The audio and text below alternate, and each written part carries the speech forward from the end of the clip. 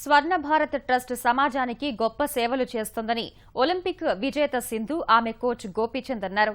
Trust చేస్తున్న కార్యక్రమాలు స్ఫూర్తినిస్తున్నాయని కొనియాడారు.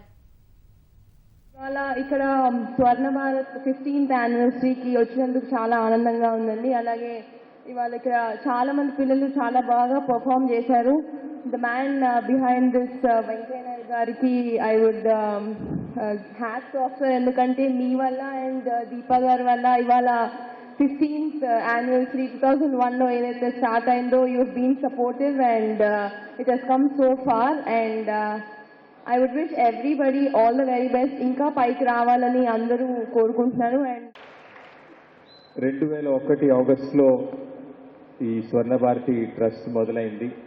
అదే సంవత్సరం నేను ఆల్ ఇంగ్లాండ్ గెలవటం జరిగింది. ఆ రోజు ఆ ఇయర్ నాకు చాలా ఇంపార్టెంట్ నా లైఫ్లో.